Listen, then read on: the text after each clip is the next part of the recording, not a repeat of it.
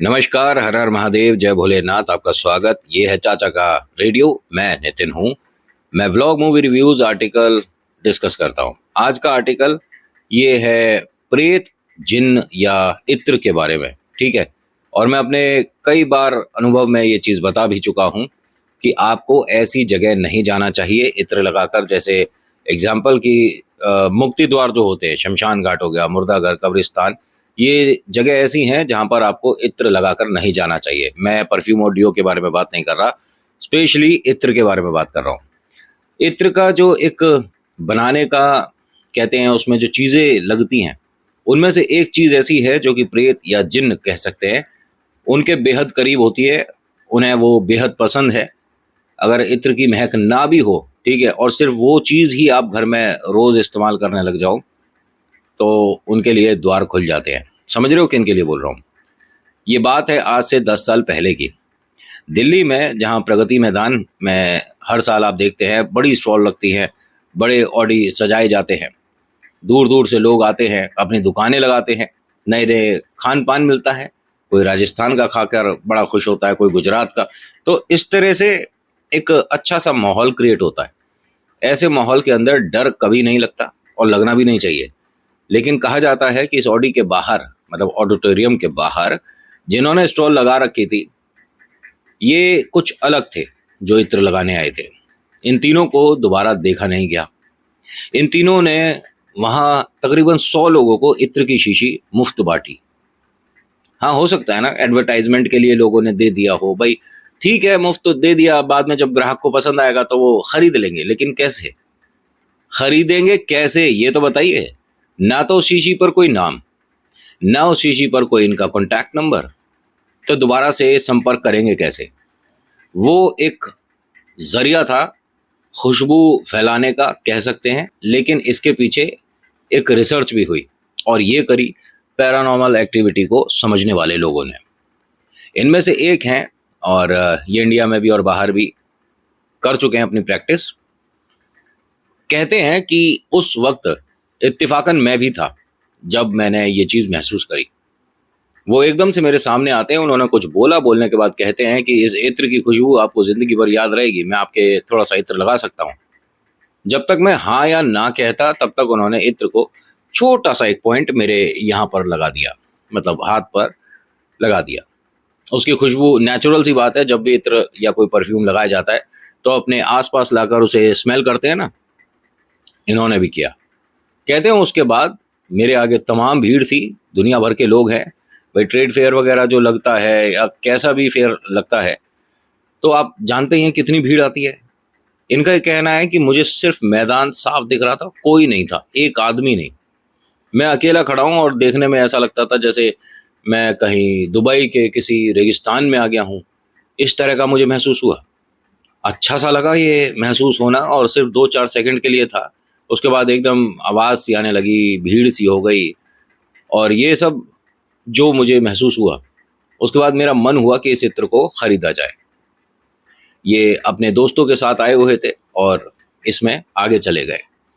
दोस्तों को बताया कि मैंने जहाँ पर इत्र लगवाया था, तुम भी इसे स्मेल करके देखो, बहुत अच्छा है, और क्यों ना ख़रीद लिया जाए।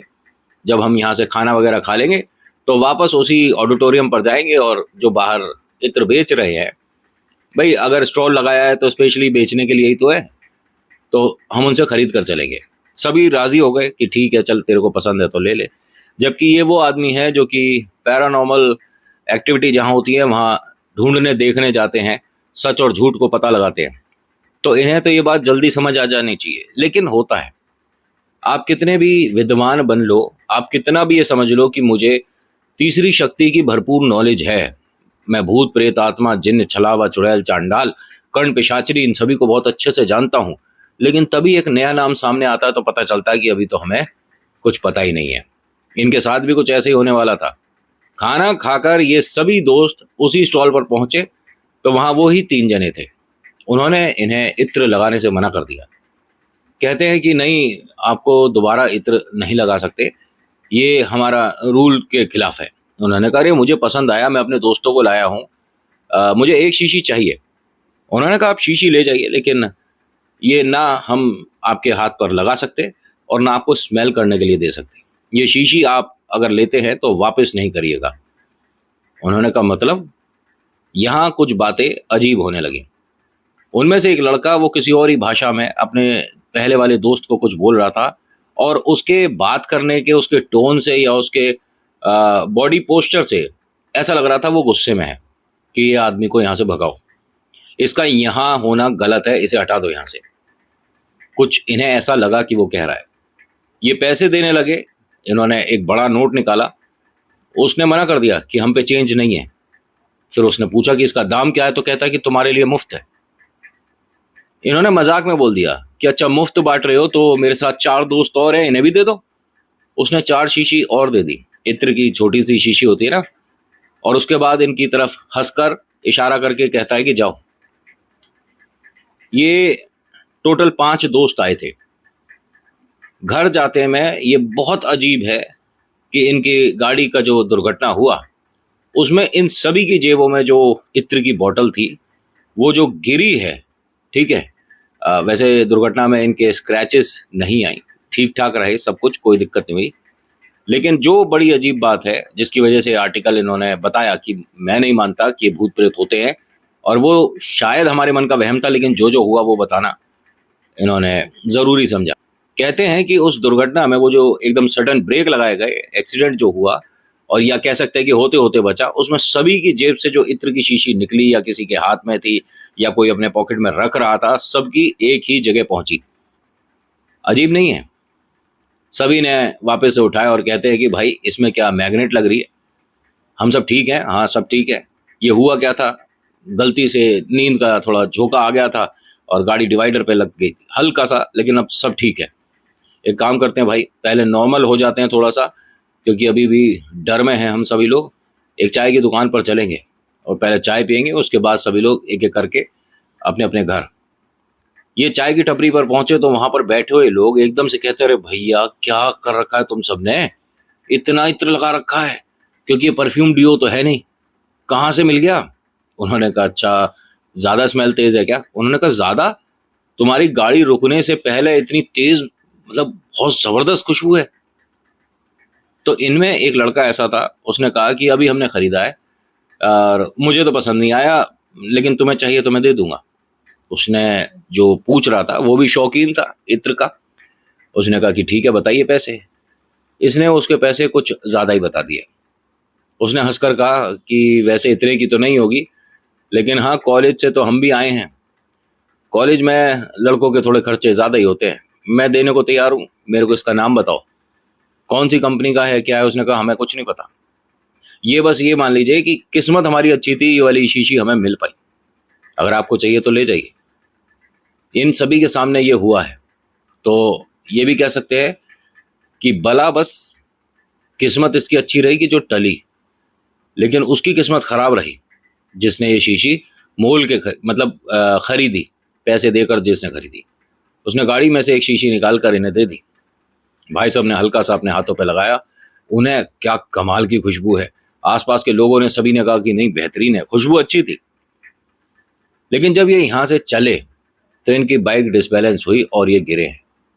अगर भागकर बाकी लोगों ने इन्हें रोड के तरफ से डिवाइडर की तरफ नहीं खींचा होता तो ये शायद दुनिया में भी नहीं होते।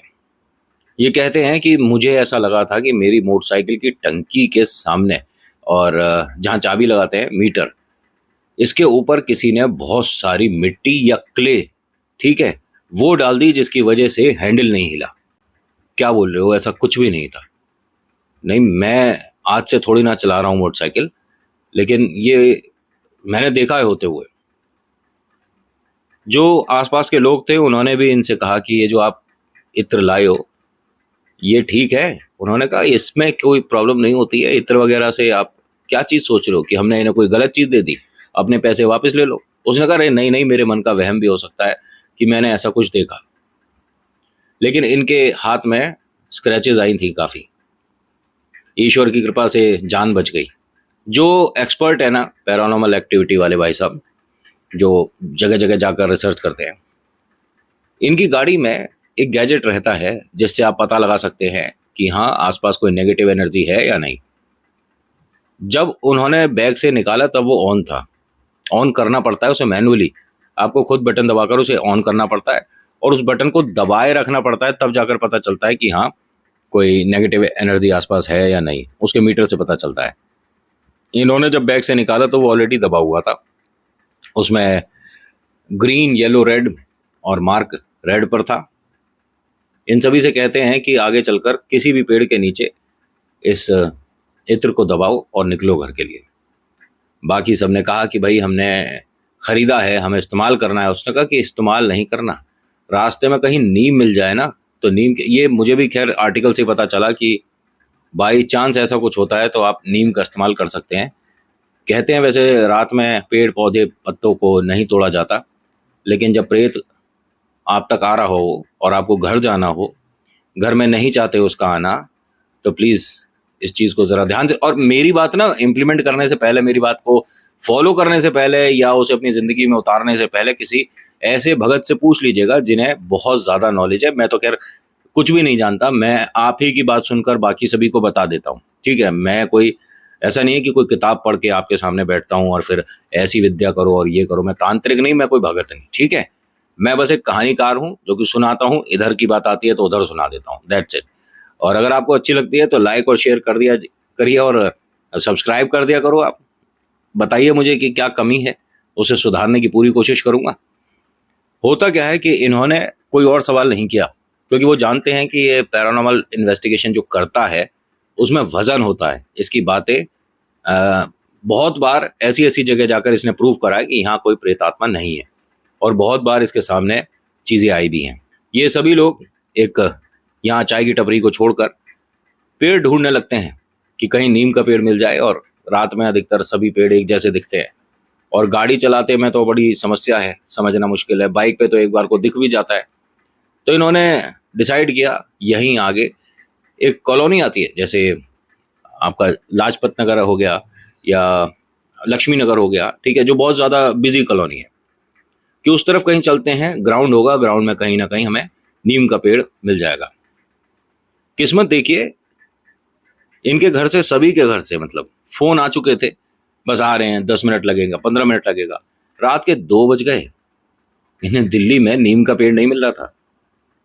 3 बजे के आसपास वो जो रिसर्च करते हैं भाई साहब, जो एक्सपर्ट है, इन्वेस्टिगेटर जो है, उन्होंने कहा कहीं जाने की ज़रूरत नहीं है, ये हमें पहुंचने नहीं दे रहा, हमारे साथ कोई चीज़ लग चुकी है और वो हमें नीम के पेड़ तक नहीं पहुंचने दे रही। मैंने जो अभी तक सीखा है उसमें यह कि हम इसे चकमा देकर नीम के पेड़ तक पहुंच सकते हैं, क्योंकि हमें उसकी पत्तियां चाहिए। अब एक काम कर, अब हमारे को सफ़ेदे के पेड़ को ढूंढना है, यूकलिप्टस, ठीक है। और जैसा इन्होंने लिखा वैसे ही वो बता रहा हूँ मैं आपको। यूकोलिप्टस पेड़ ढूंढ रहे हैं चारों जने, पांचों जने, लेकिन कमाल की बात देखिए कि सामने नीम के पेड़ दिख रहे हैं 5-6।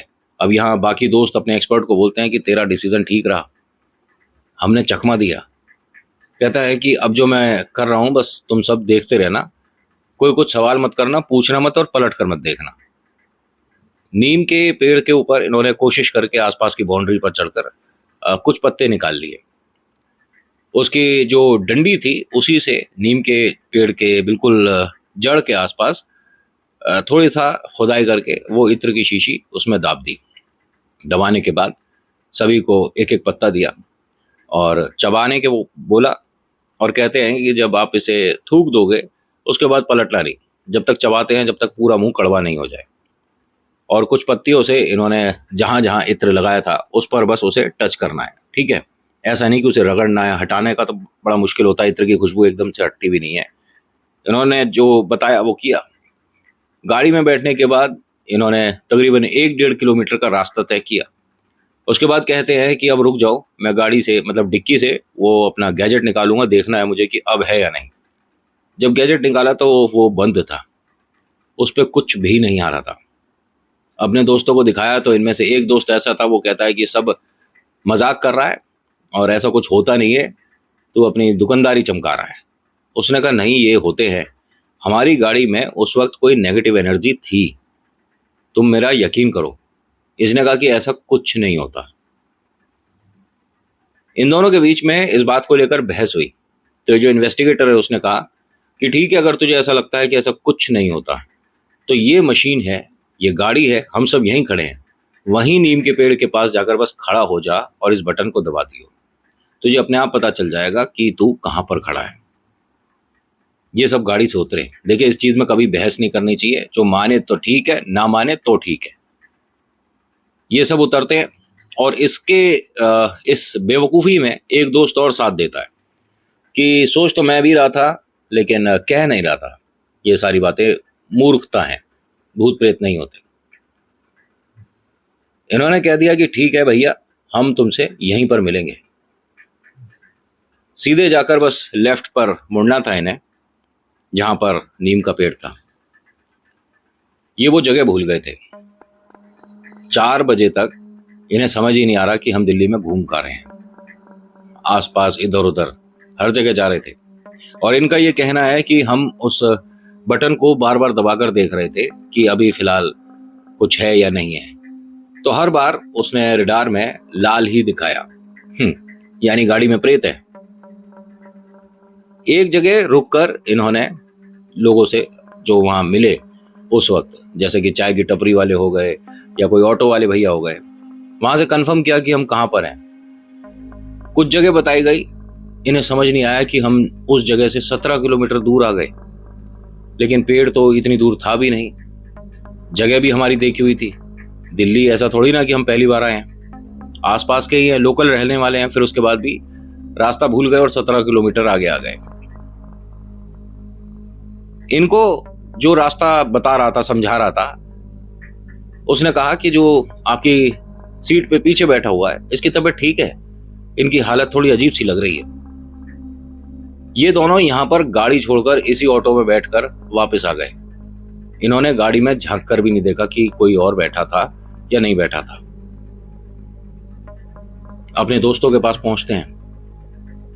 वो इन दोनों पर बहुत गुस्सा होते हैं कि पहली बात तो तुम्हें इतने घंटों हो गए फोन करे जा रहे हैं, भाई तुम्हारे घर से फोन आ रहे हैं, तुम फोन नहीं उठा रहे, क्या परेशानी हो गई थी, तुम चले कहाँ गए थे? और हम यहां से इसलिए नहीं जा रहे थे कि हम तुमसे प्रॉमिस कर चुके थे कि भाई हम यहीं पर मिलेंगे। अरे क्या हम सुबह तक खड़े रहते? फिर इन दोनों ने अपने साथ जो हुई बात है वो बताई। सुबह लेने गए हैं गाड़ी, 6 सवा 6 बजे जब दिन सा निकला तब गाड़ी लेने गए थे। और तब से बाकी चारों ने भी यकीन कर लिया अपने उस 5वें इन्वेस्टिगेटर दोस्त पर कि हाँ, नेगेटिव एनर्जीज होती हैं। इन्होंने कभी दोबारा उस पेड़ की तरफ जाना मुनासिब नहीं समझा। तो मेरे सामने जो आया, जैसा आया मैंने परोस दिया। अब आप बताइएगा कि आपको कैसा लगा। मैं एक रिक्वेस्ट करूंगा आपसे कि चलते फिरते रोड पर ये जो बहुत सारे लोग इत्र बेच रहे हैं या परफ्यूम बेच रहे हैं, इनसे कुछ भी लेने खरीदने की आपको ज़रूरत नहीं है। और मॉल से भी बहुत से लोग हैं, गए, ट्राई कर लिया, टेस्ट कर लिया, उसे हटा कर आना घर पर। मॉल से भी बाहर निकलो ना तो उससे पहले उसकी खुशबू हट जानी चाहिए, चाहे आपको साबुन से हाथ धोने पड़े, चाहे कैसे भी, ठीक है। और इत्र लगाते में अपने ईश्वर का नाम ले दिया करो। आपको इत्र का शौक है, आपने इत्र लगाना है, ठीक है, अपने ईश्वर का नाम ले दिया करो। नकारात्मक ऊर्जा भगवान के नाम से भी नहीं आ सकती, पूरा मंत्र बोलने की जरूरत भी नहीं पड़ती। So thank you so much for watching. मेरा नाम नितिन है, मुलाकात करूंगा एक अगली वीडियो में। हर हर महादेव, जय भोलेनाथ, धन्यवाद।